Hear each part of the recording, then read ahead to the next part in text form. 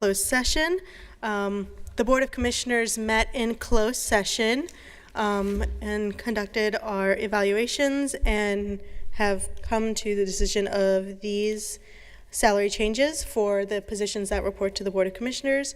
For clerk to the board is introducing a 12.91% increase. For county attorney, 10.42% increase. Chair, 3.36%. Commissioner, 1.4%. Manager, 6.78%. Register of Deeds, 1.127%. And tax administrator, 12.126%. I'll entertain a motion to approve these changes. So moved. I'll second. Moved by Commissioner Burton, seconded by Vice Chair Dr. Lee. All in favor say aye. Aye. Any opposed? These changes are approved 4-0.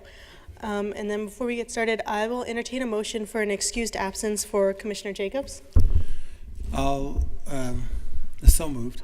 Second. Okay, moved by Vice Chair Dr. Lee, seconded by Commissioner Valentine. All in favor say aye. Aye. Any opposed? Commissioner Jacobs is excused.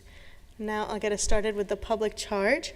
The Board of Commissioners asks its members and residents to conduct themselves in a respectful, courteous manner, both with the board and fellow residents. At any time, should any member of the board or any resident fail to observe this public charge, the chair will ask the offending person to leave the meeting until that individual regains personal control.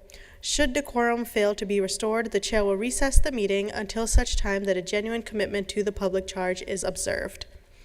Commissioner Valentine, would you like to read the land acknowledgement? So as we convene for the Durham County Commissioners meeting, it's crucial to recognize the painful truth of history. And so we stand on the stolen ancestral lands of the Catawba, the Eno, the Occaneechi, the Shakora, and the Tuscarora peoples, whose deep connection to the land predates our arrival. Excuse me.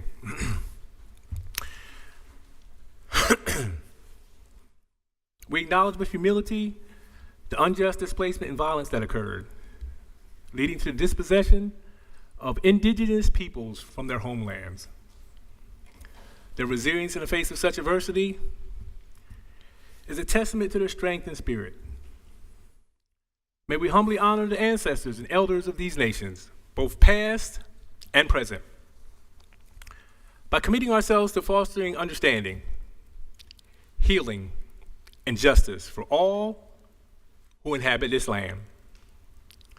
Let's walk forward together with open hearts, acknowledging the past and embracing a future guided by compassion, respect, and unity. I apologize for that moment. I actually had a moment. And so I had the occasion to speak to someone whose family has origins in the Occaneechi Nation just recently. And so bear with me on that moment. Thank you. Thank you, Commissioner Valentine. Vice Chair Lee, would you like to lead us in the pledge? Yes.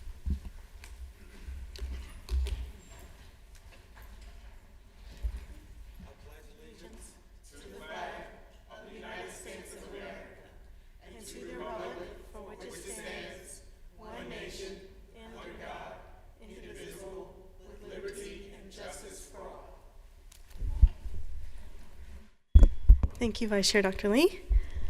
Are there now any adjustments to the agenda? Hearing none, I'll entertain a motion for approval. So moved. Second. Moved by Vice Chair Dr. Lee, seconded by Commissioner Burton. All in favor say aye. Aye. Any opposed? Okay. Agenda is adopted. Clerk Wallace, would you like to do announcements? Sure. I will read the announcements published in tonight's agenda. Most Durham County government offices will be closed in observance of the Labor Day holiday on Monday, September 1st. All offices will reopen with normal business hours on Tuesday, September 2nd. Please note that the Board of County Commissioners work session will be held at 9 a.m. on Tuesday, September 2nd, not the usual first Monday of the month. For other impacts to services, please visit dconc.gov. The Durham County Tax Administration mailed out 2025 property tax bills to all real property owners on Tuesday, August 12th. Current year bills are due by September 1st, 2025, and may be paid without penalty through Monday, January 5th, 2026. Property owners may visit dconc.gov/tax or call 919-560-0300 for more information. You can also search your tax bill online, and there is a link. If you were impacted by Tropical Depression Chantel, you can get in-person help at the Durham County Library, North Regional Branch, 221 Milton Road through Saturday, August the 30th at 1 p.m. Apply for disaster aid and loans, connect with recovery agencies, and get information on resources available. Hours are Monday through Friday from 10 a.m. to 5 p.m. and Saturday 10 a.m. to 2 p.m. You can visit durhamnc.gov for more information. The Durham County Cooperative Extension is holding its annual Briggs Avenue Community Garden Fall Festival and Plant Sale from 10 a.m. to 2 p.m. on Saturday, September 13th. Come out to 1314 South Briggs Avenue for free seeds and compost. Ask a master gardener table, pepper tasting, kids activities, and the plant sale where they are accepting cash and check only. There is a link for additional information. Join Welcome Baby and help smash the goal of 4,000 pair of socks during the second annual Socktober sock drive during the month of September. Donate children's socks sizes newborn through children's 9 at 721 Foster Street. All donations will be shared with families during the weekly giving closet. You can organize your own sock drive in your neighborhood, social club, sports team, work, or faith community. Contact Cindy Riley at ckriley@dconc.gov or call 919-560-7319. Durham County's 500 East Main Street parking deck, the physical address is 114 South Elizabeth Street, is now open to the public as of today, August the 25th. Residents visiting the Human Services Building at 414 East Main Street will be allowed to utilize the deck, receiving parking validation inside the departmental lobby services area.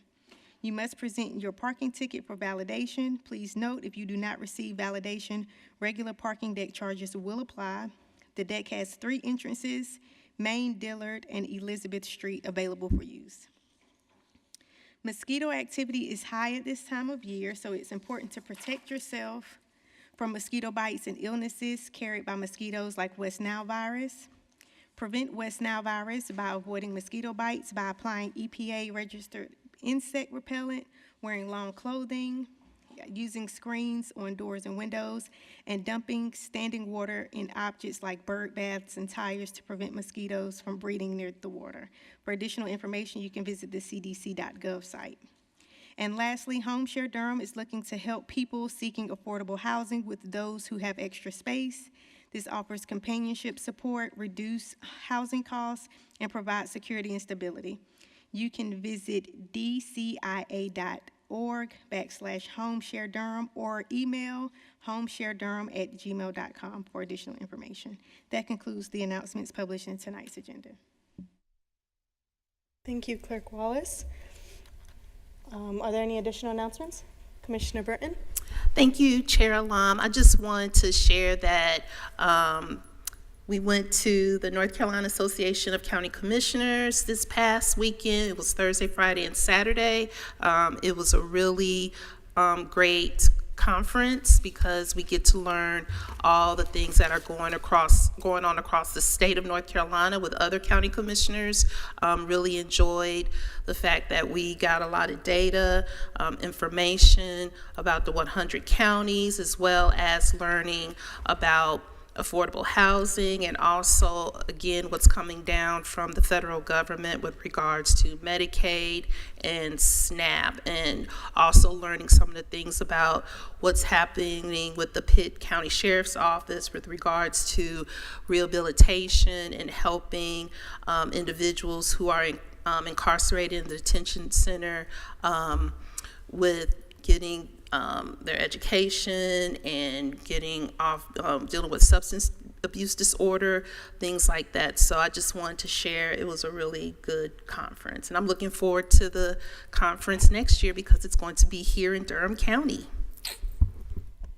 Thank you, Commissioner Burton. Commissioner Valentine? Yes, thank you for those remarks, Commissioner Burton. And I'd just like to add that I came away from the conference with a better understanding with respect to the bipartisan nature of what all of the county officials believe to be true about the impact that the loss of SNAP benefits and also Medicaid is having on all of our communities. And so I was encouraged by that. So it would appear that there are some other people out there who actually care about these issues, and we're hoping that we can become partners and to salvage these benefits for people in our community. Thank you, Commissioner Valentine. No other announcements. We will then move to approval of the minutes.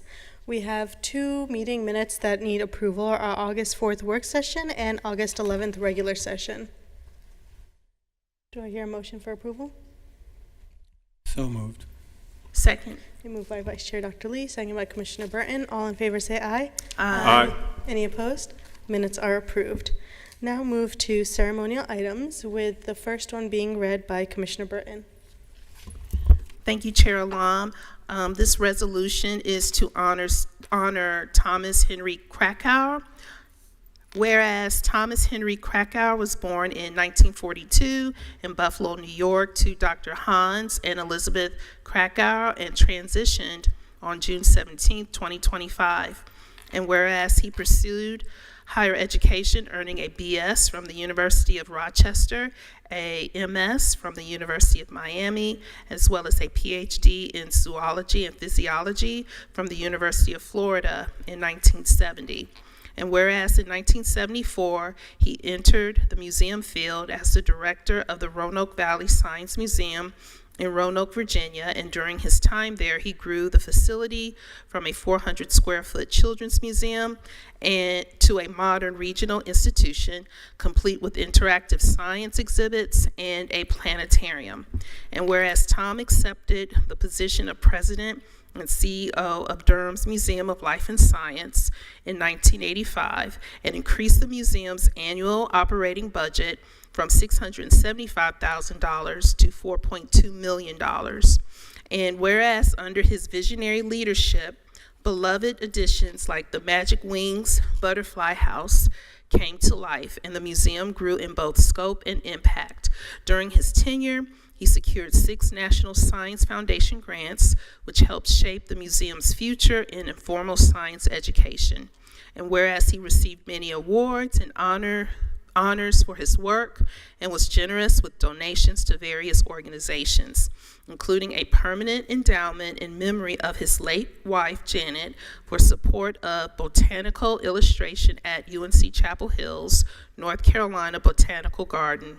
And whereas after retiring in 2003, Tom devoted his considerable skills and talents to helping to establish and lead the Museum of Durham History. And whereas we pause to honor this remarkable man who will always be remembered as an accomplished birder, butterfly enthusiast, and genealogist, and for his positivity, energy, and vision. Now, therefore, be it resolved that we, the members of the Durham County Board of Commissioners, do hereby resolve to pay tribute to the life and legacy of Thomas Henry Krakauer, an amazing man who was a national leader in the field of Museum of Science and Technology. This, the 25th day of August, 2025. Nida Alam, Chair, Dr. Mike Lee, Vice Chair, Michelle Burton, Commissioner, Wendy Jacobs, Commissioner, Stephen Valentine, Commissioner. Thank you, Commissioner Burton. Do we have any members of the family here present? No? Okay. Thank you. The next, we have a proclamation that the board has signed, and the clerk will be providing it to our Emergency Services Office, our proclamation on National Preparedness Month. And Dr. Lockhart, if you'd like to come and speak on it for a moment. Good evening. Thank you, Chair Lum. Thank you, Commissioners, Madam Manager, Madam Attorney. On behalf of the Office of Emergency Services and our emergency management team, we're grateful to you for this proclamation of next month as National Preparedness Month. Hurricane season is here, and as Mother Nature likes to remind us, it is important to be prepared for extreme weather events such as hurricanes, flooding, and while hard to imagine in late August, ice storms or even snow. We encourage everyone to use the month of September to assess their preparedness for these situations, identify their needs, and work to close those gaps so that they can be prepared, whether at the home or office. Thank you again. Thank you, Dr. Lockhart, and thank you for all the work that you do to keep our communities safe and prepared. And then in the event of an emergency, your rapid response is always so valued, not just by us here in Durham County, but also our neighboring counties, as we saw after Tropical Storm Chantal in Orange County, Person, Wake. So thank you so much to you and your team that are leading. Thank you. Okay. Now moves us on to consent agenda. Are there any items that the board would like to pull? Okay. Hearing none, I'll entertain a motion for approval. So moved. Second. Moved by Commissioner Burton, second by Commissioner Valentine. All in favor say aye. Aye. Any opposed? Okay. Consent is passed. We now move on to other business. The first being we have a resolution supporting the state funding for the Supplemental Nutrition Assistance Program. Do we have, yes, I see Raina. Our food security coordinator is here, as well as our director of DSS, Maggie Clapp. And Dr. Jenkins, I saw you. There you are. And Donna Rewald. You're gonna come forward, yeah. Would you like us, so we should need to vote on this item, so would you like us to go ahead and vote on it first, Manager? You can go ahead and vote. Okay, so I'll entertain a motion for approval of this resolution. So moved. I'll second. Okay. Moved by Commissioner Valentine, second by Vice Chair Dr. Lee. All in favor say aye. Aye. Aye. Any opposed? Okay, resolution is approved, and we have this one being read split by us. So Commissioner Valentine, do you want to start? Yes. So resolution supporting state funding for the Supplemental Nutrition Assistance Program. So whereas the Supplemental Nutrition Assistance Program, known as SNAP, serves 13% of households in North Carolina. As of July 2025, there are 1,357,112 SNAP participants in North Carolina and 32,660 in Durham County. And whereas 4 or 5 families participating in SNAP in North Carolina have either a child, a senior, or an adult with disability. And whereas substantial research has shown that SNAP improves both food security and numerous health outcomes for participants. And whereas every dollar in SNAP benefits generates $1.50 to $1.80 for local economies, and SNAP is especially helpful to the economy during financial downturns. And whereas over 9,000 retailers, including grocery stores and farmers markets in North Carolina, accepted SNAP benefits and redeemed a total of $3,974,844,947 in SNAP benefits in 2023. And whereas SNAP initiative programs at farmers markets support agriculture, bringing $500,000 to over 400 North Carolina farmers each year. And research shows that annual health care costs for adult SNAP participants are $1,400 or 25% lower than low-income non-participants. And a study of older adults in North Carolina shows that SNAP was associated with annual Medicaid savings of $2,360 per person. And SNAP participation increases access to school meals for North Carolina students through direct certification, and school meals support better health, academic performance, and attendance. And H.R. 1, or the One Big Beautiful Bill Act of 2025, shifted some SNAP benefits cost to states for the first time in the program's history. And whereas The North Carolina Department of Health and Human Services estimates that the cost to North Carolina for this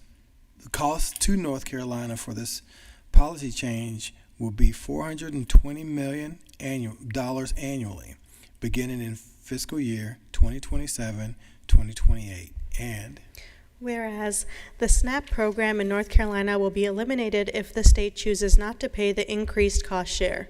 And whereas while SNAP benefits currently provide 9 meals for every 1 meal provided by local food banks and pantries across the state, local food banks already report an increase in individuals seeking essential food items and simultaneous decrease in federal funding for their services.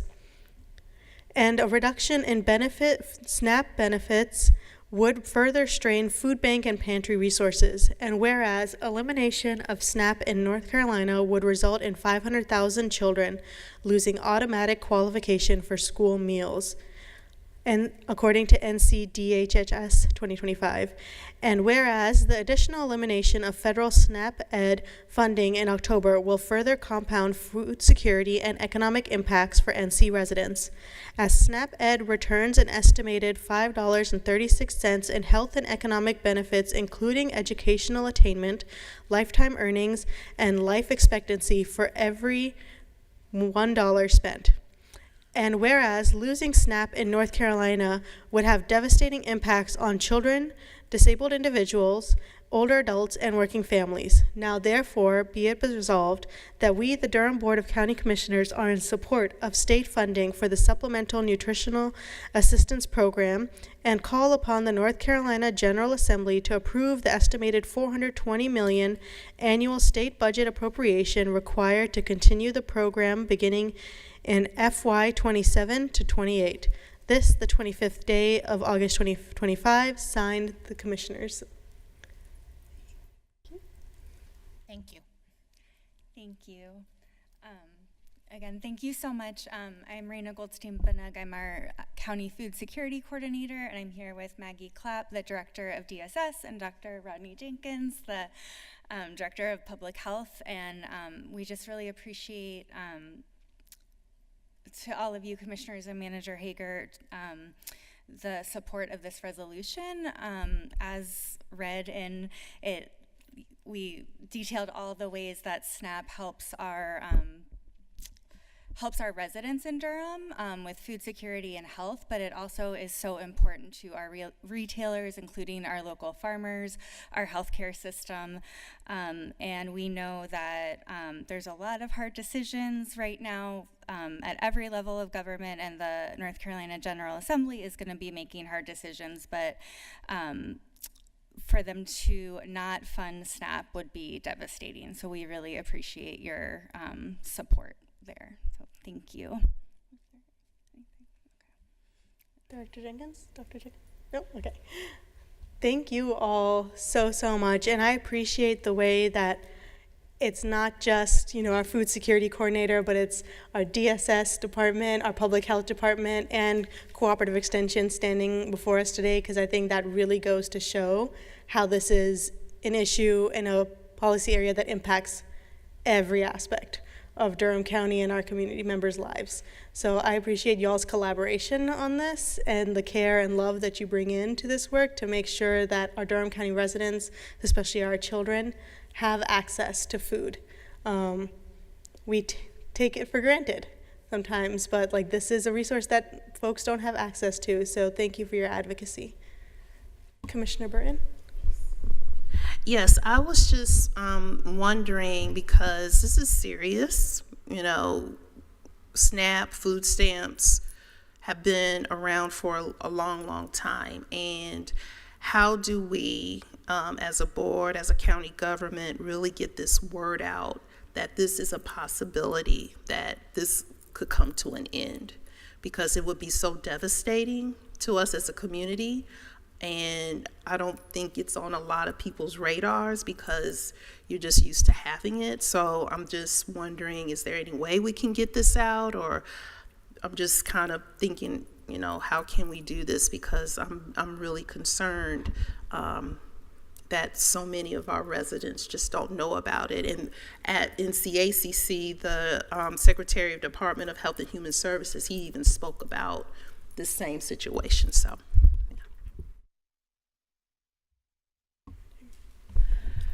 Commissioner Burton, that is a great question, and I will say that although there have been communications that we've done as a county and many across the country, is not enough because it's not on everyone's radar.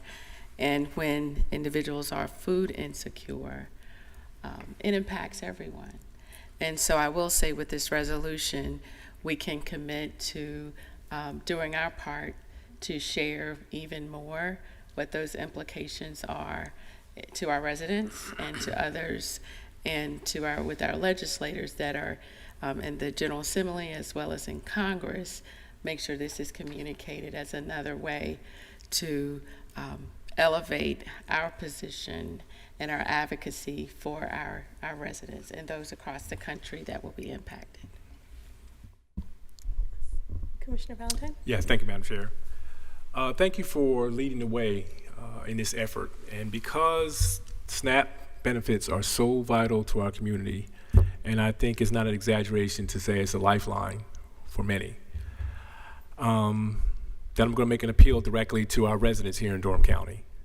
And so you have an opportunity as a resident in this great county to reach out to your representatives and to let them know that the loss of these benefits would be detrimental to the people that we serve. And so you have a part to play in this as well. So the public officials that you can reach out to, the people who are making the critical decisions, now is the time. And I don't believe that people really understand the impact this will have if these benefits are lost for our residents. So if you have an opportunity to reach out, please do. Thank you. And I just want to echo Commissioner Martin and Commissioner Valentine's comments, and I think it's important that, you know, as we look at how our legislators at the state and federal level make decisions, I think for us as county commissioners to be strategic and also having the conversations with them focused on the economic impact. Obviously, we know the value and importance on people's livelihoods, but I think a lot of our legislators, they hear things and react better to economic issues. And I was just doing like rough back of the napkin calculations of like this $3.97 billion that came in that was redeemed. If you look at that 1.5 to 1.8 return, that's $4.7 billion that comes into North Carolina's economy. And I think we need to emphasize that to our legislators, that a lot of these farmers are in rural counties that they represent, and their farms are going to hurt. So we need them to support this, not just for our families, but also for our local farmers and economy. And I just wanted to add, Commissioner Jacobs is not here, but of course, as we know her, she is watching. And she just asked that this resolution please be shared to the Durham delegation, our lobbyist, Kevin Leonard with NCACC, and also to the school board and city council, and we encourage them to also pass a SNAP resolution alongside us. Yeah. Thank you all so much. Thank you. I just want to say thank you to Raina on behalf of DSS because she put this together, so thank you, Raina. Thank you. Wonderful. Now we have a public hearing. The public hearing to consider the naming request for William V. Bill Bell Lobby. And we have Ms. Shannon Trapp here to present. Good evening, Commissioners, Madam Manager, County Attorney. I am here on behalf of the Naming Committee to provide a reminder of the presentation that was provided to you all on May 5th. And then I will, after that reminder, I will turn it back over to you, Chair Alum. Here are some reminders of the Durham County naming and renaming policy, the highlights from that policy. We've gone through this a couple times, so I won't go through these again, but we wanted to add them here as a reminder of that policy statement. This is your Durham County Naming Committee.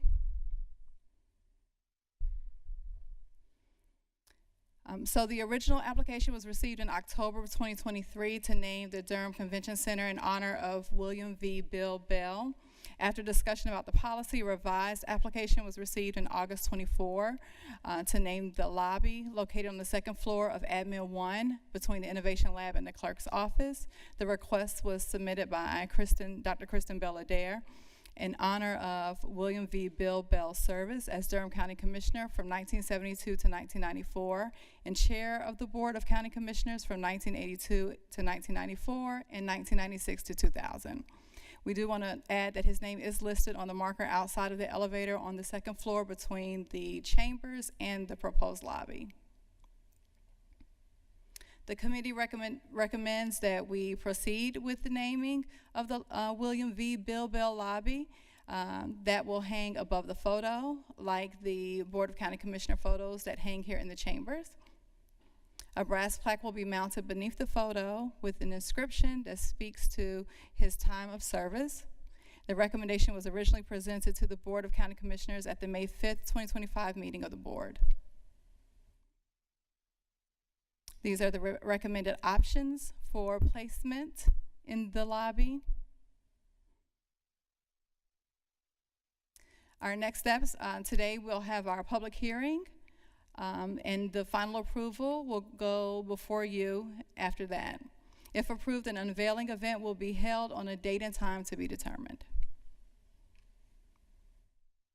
And I'll turn it over to you, Geraldine. Thank you, Shannon. Are there any questions for Ms. Shannon before I open up the public hearing? Okay, seeing none, I will now open up the public hearing. Clerk Wallace, there's nobody signed up to speak for this public hearing. Going once and twice. Okay, I will then close the public hearing and bring it back to the board for discussion.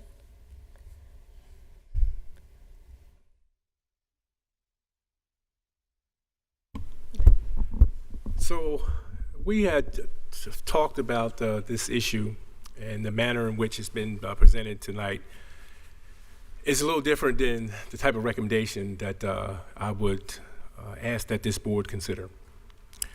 William Bill Bell, we know him affectionately as Mr. Mayor, has given his life to Durham County, an extraordinary life, I might add, of service and commitment, not only to the Durham County Board of Commissioners, but also to the city of Durham. To my knowledge, there has not been any other public official or public servant in the case of the Honorable William Bill Bell that has made the jump from this chamber to the chamber right down the street, which I believe is evidence of that extraordinary life of service and commitment. And the recommendation that's being presented here before us today is not befitting of William Bill Bell. I believe it would be more fitting for this body to honor him, his service, his commitment, and his legacy by placing his name on a building here in Durham County. To the extent that it may conflict with the existing policies and procedures, I would ask my colleagues to consider waiving those provisions in this instance based on William Bill Bell's commitment, his service, and a way of honoring his legacy here in Durham County.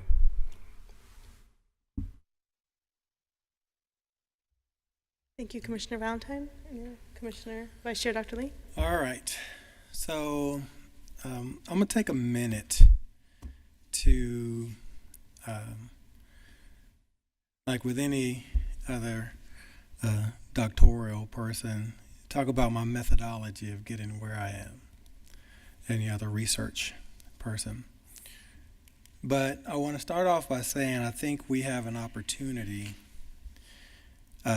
to not only make history right now, but to make a statement and give flowers while someone is still alive, all at the same time.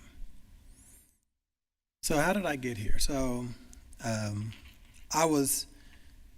always been at the place, and I've said the same thing from the very beginning. Anyone I've spoken to will say, well, no, I said the exact same thing about this request, is I am not for naming 3 things in our county and city after Mayor Bell. I was never in support of that. And I really didn't understand the request why it went to the school system, the city, and the county, for each to do one thing. And so I was against it. I was absolutely against doing that. And then when the city went upon themselves to name the street right outside of DPAC after him, I said, okay, well, that should be it. And kind of that's where I was. But I decided I needed to think about this a little bit. And so I reached out to Dr. Bell Adair, me reaching out to her. She didn't reach out to me to talk. I reached out to her because I was trying to understand the impetus of this whole thing. And I purposely and intentionally limited who I spoke to, because there were some kind of improper things like being sent to me an email about what I should do and so forth. So I limited who I spoke to because I think this needed to be a decision within myself after understanding the different sides. I spoke to some of my, actually all of my colleagues, and then Dr. Bell Adair. So I limited the input from outside, and I took time to reflect on why this request is coming before us. And in my reflection, I recalled the point in time when I was chair of the school board, and we renamed the Staff Development Center after Minnie Fort Brown. Now, it wasn't necessarily about the amount of time that Minnie spent on the school board. It was 16 years or something like that. I mean, that's not unheard of. But it was about the impact she had herself on Durham Public Schools over the time in which she served, even after, before and after. The amount of attention she brought to Durham Public Schools, the advocacy on a national level, state level, and locally that she had for Durham Public Schools, and the impact she had on the students and the performance over the time in which she joined the board back when the board was really it's more of an entertainment show at night than it was a board meeting, back when Ann Denlinger was superintendent, and left when Dr. Pascal Mubenga was superintendent. So she saw all of that, and she saw the growth. She led the growth in there. So it was befitting of her, it is befitting of us to, as she was rolling off of the board, for us to name the Staff Development Center after her. In my opinion, I made that motion, and it went forward. Now, this reflection helped me to kind of put into a framework of why Mayor Bell should be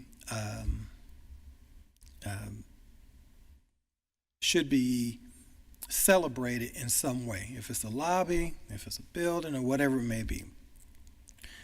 And similar to what my colleague Commissioner Valentine just said, I'm not sure of anyone else who has had the impact. I'm not talking about the years. We have people who served on the county commission for longer than Mayor Bell did.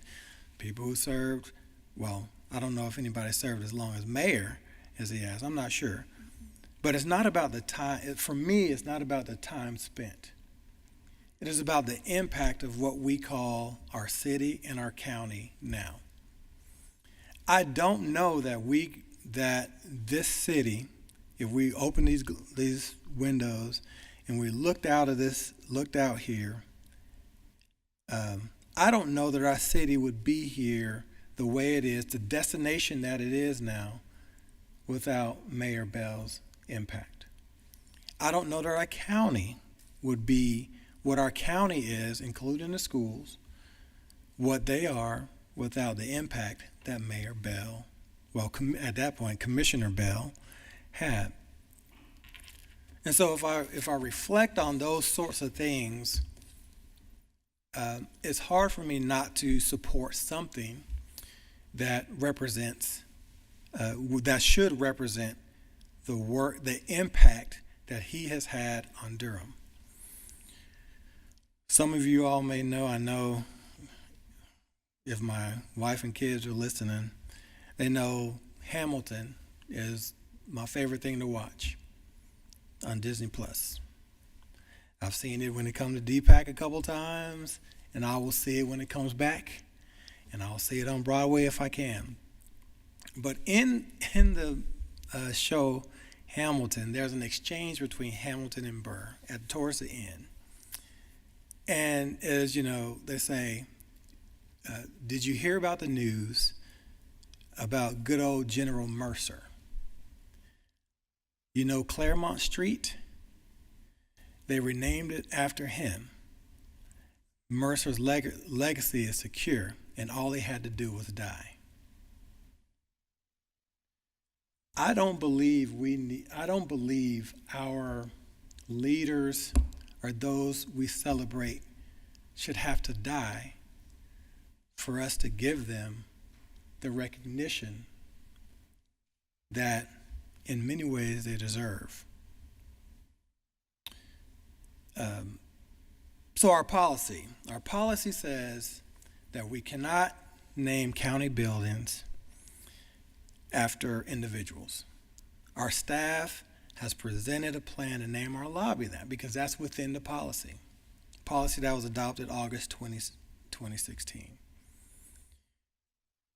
But that's the limits in which our staff can operate in. Our policies are for our staff. Our policies put the guardrails on our staff and what they can and can't do. So they can't recommend us naming a building because it's outside of policy. But who writes those policies? The people who sit behind this dais writes those policies. We vote policies up and we vote policies down. We edit policies, we suspend policies, and we restore policies. So there was obviously some reason in August 2016, for that policy to be put in place. I don't know if it's a defensive measure.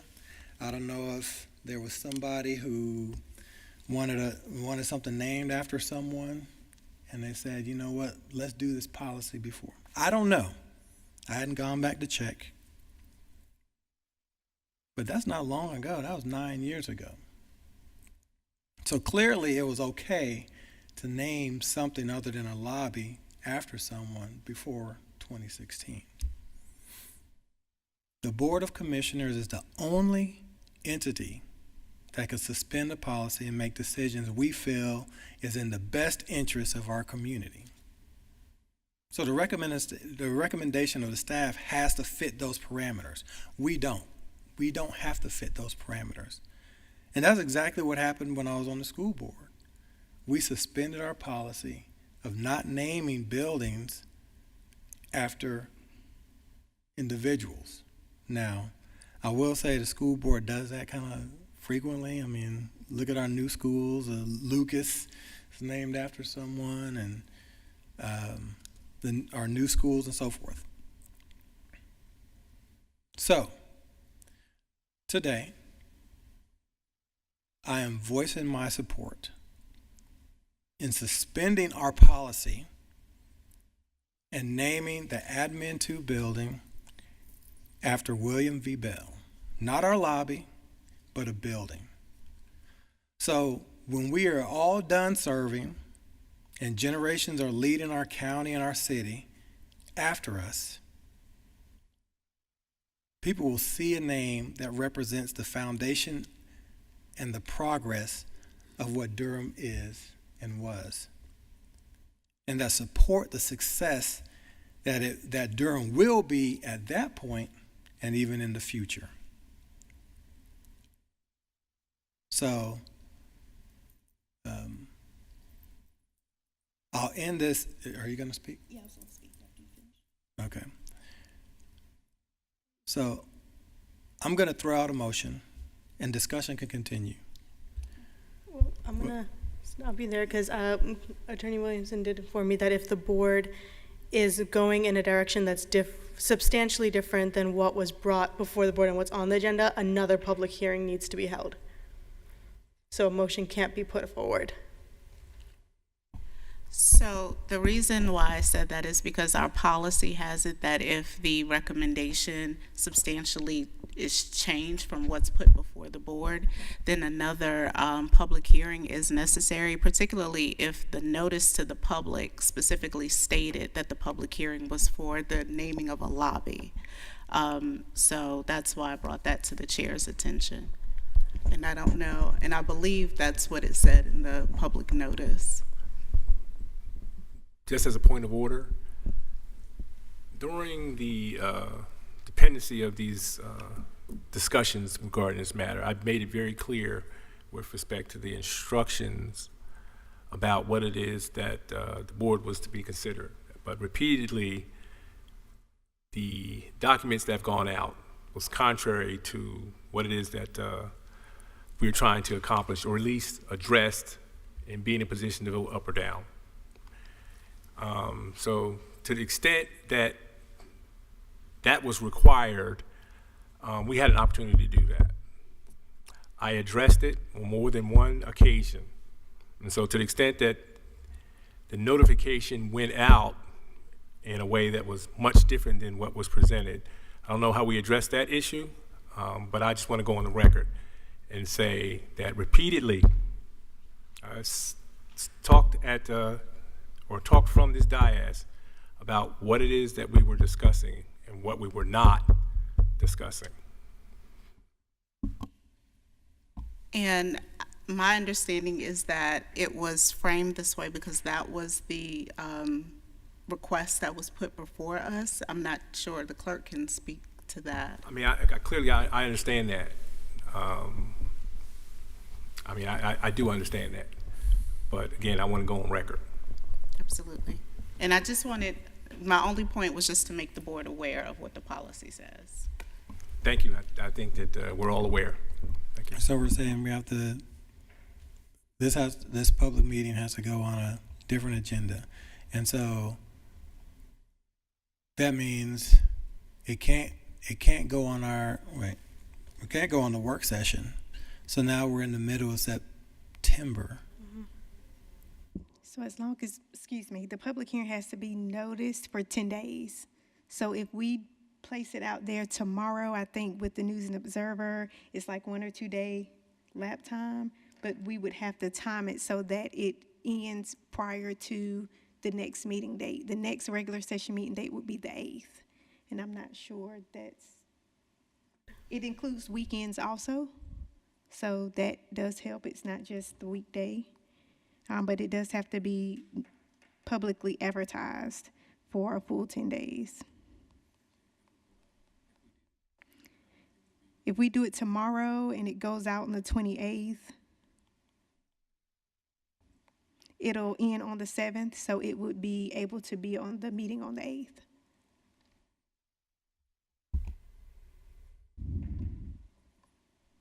Commissioner Burton? Yeah, I'm glad we're having this discussion, and hopefully we can do that so we can make the decision. I just wanted to say, I know we have this policy, right? And I voiced my support of honoring Commissioner Bill Bell, Mayor Bell with the building. One of the things, I've been living here since Durham County since 1992, and one of the things, and I started teaching in Durham Public Schools in 1994. And merger occurred of the Durham City and Durham County schools in 92.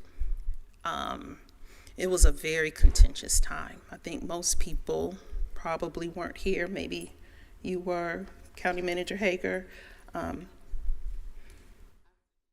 intern. 94. Okay. Intern.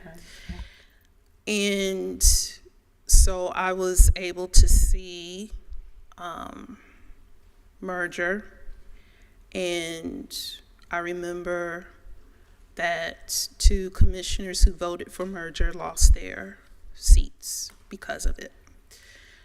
And it was very brave because there were so many people in Durham County who weren't for it. And being in the schools at that time and hearing parents being upset about their children being bused to other schools, and they didn't want their kids to go to certain schools, and trying to make the city schools more palatable for families in the county and turning them into magnets and all of those things. So what I saw, that was significant. It was significant. And to have Mayor Bell, Commissioner Bell, go on to serve as mayor of Durham, the city of Durham, for 16, 17 years. I remember when downtown was basically a ghost town. There was nothing. And when people would say disparaging things about Durham, and to see it be transformed, and he was under his leadership to make Durham what it is today. I remember teaching in 2 other counties and people not understanding why I wanted to continue to live here. Now it's become the it place to be. Everybody wants to live here. So I am a support of that, naming a building after him. And, if we can get the information out, whatever we need to do to make sure we're complying with policy, getting the notice, let's go ahead and do that. So thank you so much. Thank you, Commissioner Burton.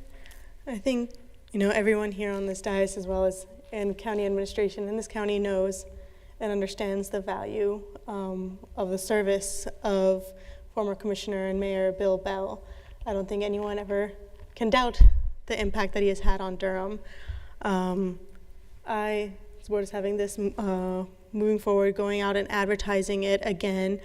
I would just like to say, just for historical reference, I wasn't here in 2016, but from the conversations we've had, because we've had naming conversations when we did the Lowell Seiler naming of the lobby in the other administrative building, as well as some of the rooms in cooperative extension, and it's come up about the historical information about why the naming policy was put in place, and it kind of also ties into why the county put forward the nonprofit funding policy, which is around to keep these decision-making,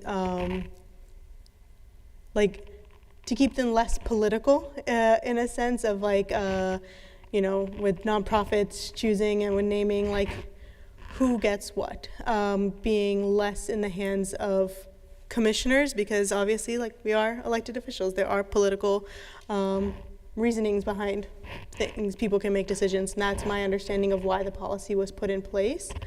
I would say, we're here today. I would just, actively say to the board, Vice Chair Dr. Lee, we had this item and it's been put on the agenda. We knew this was, I think it was put on the agenda Thursday, it gets sent out to us, that is the lobby. Vice Chair Dr. Lee is the only one who I had heard from that there was going to be a difference of their support for the lobby. So I think it's also important for us as commissioners to work collaboratively with each other and have conversations so that we can avoid situations where things weren't advertised the way that obviously the majority of the board would have liked them to advertise, that if we picked up the phone and had a conversation with each other, texted each other, like, then we can have those things remedied behind the scenes, but that actually takes conversation. So for us moving forward, I would really implore everyone to think about that. And I think then we'll have this at our September 8th meeting. Clerk Wallace will send out the public hearing. And I also had a question of, was the applicant informed that this public hearing was happening? Because I'm just surprised that that the applicant themselves wasn't even present for the public hearing. Dr. Adair was aware, but she is a professor at NCCU and had class this evening and couldn't miss class. Appreciate it. Thank you. Okay. Thank you, Clerk Wallace, for advertising this. That concludes our public hearings, and we will move to the boards and commissions with Attorney Williamson. Madam Chair, Yeah. I seek your indulgence for just a moment. So I just want to make clear with regards to the communications between board members. I think we interact in quite a collegial manner. But to the extent that there was some confusion about Commissioner Valentine's position on this matter, I've been very clear from the very beginning where I stood and where I thought the language should indicate in the notice. And to the extent that it did not, I mean, I'm not sure exactly what else I could have done in that regard. But I think with regards to our communication, I think our communications are quite collegial. Attorney Williamson. Okay, so today the board looked at vacancies at the Alliance Board of Directors. We had one vacant position, and the board has selected Alexandria Gwynn for that. We have a vacancy on the Environmental Affairs Board, 2 vacant positions. The board has selected Astrid Cook Dale and Michelle Meach Carter for those positions. Thank you so much. Congratulations to the individuals who've been selected to serve on these boards. Thank you so much for folks for stepping up and leading and serving our community in all these ways. Please continue to look at the different boards and commissions that the county, the city, even the governor's office posts, because we need to hear your voices. So thank you for that. I will now entertain a motion to adjourn. So moved. Second.